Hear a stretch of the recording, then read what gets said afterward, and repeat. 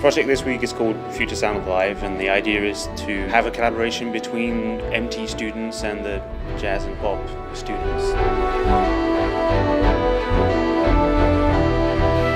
Yeah, what we're really looking for is ways to get the music technology guys